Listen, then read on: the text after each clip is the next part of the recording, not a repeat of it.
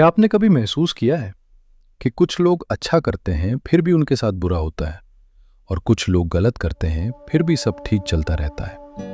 इसीलिए हम भ्रमित हो जाते हैं और कहते हैं शायद कर्म का सिद्धांत ही गलत है। लेकिन शायद हमने कर्म को गलत जगह से समझ लिया है। आज हम कर्म को इनाम और सजा के नजरिए से नहीं, जागरूकता के नजरिए से देखेंगे।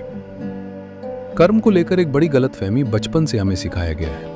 अच्छा करो, अच्छा मिलेगा, बुरा करो, बुरा मिलेगा। लेकिन जीवन इतना सीधा नहीं है। क्यों? क्योंकि कर्म सिर्फ कर्म करना नहीं है। कर्म में भावना, इरादा और भीतर की अवस्था भी शामिल होती है। दो लोग एक सा काम कर सकते हैं, लेकिन उनका कर्म अलग हो सकता है। कर्म सिर्फ कार्य नहीं है। मान लीजिए एक व्यक्ति किसी की मदद करता है सिर्फ इसलिए कि लोग उसकी तारीफ करें, और दूसरा व्यक्ति मदद करता है क्योंकि उसके भीतर से करुणा स्वतः बह रही है। कार्य वही है, लेकिन भीतर की गति अलग है, और कर्म उसी भीतर की गति को दर्ज करता है। कर्म कोई ब्रह्मांडीय अकाउंटेंट नहीं है जो बस हिसाब लिख रहा हो।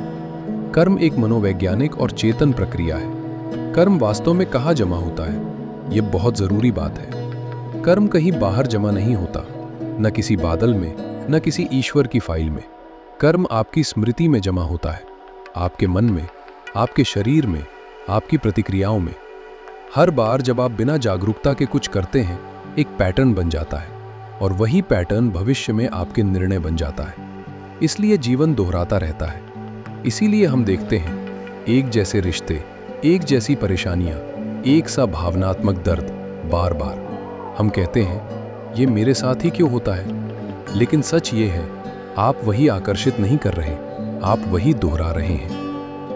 कर्म सजा नहीं है, कर्म जारी रहना है। जो अचेतन है वही चलता रहता है।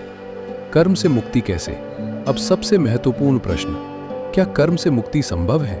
उत्तर है हाँ, लेकिन कर्म बदलकर नहीं, जागरूकता बढ़ाकर। जब आप देखना शुरू करते हैं कि आप क्या कर रहे हैं, क्यों कर रहे हैं और कौन प्रतिक्रिया कर रहा है, तभी कर्म टूटना शुरू होता है। जागरूकता ही कर्म का अंत है। माया और कर्म का संबंध। माया का अर्थ है भ्रम। ये भ्रम कि मैं ही ये विचार हूं, मैं ही ये भावना हूं। जब तक आप माया में हैं, आप प्रतिक्रिया करते हैं, और प्रतिक्रिया ही कर्म है। जैसे ही आप देखने वाले बन जाते हैं, प्रतिक्रिया रुक जाती है, और जब प्रतिक्रिया रुकती है, नया कर्म बनता ही नहीं। समापन। इसलिए कर्म कोई सजा नहीं है, कर्म एक शिक्षक है जो आपको बार बार वही दिखाता है जिसे आप देखना टाल रहे हैं।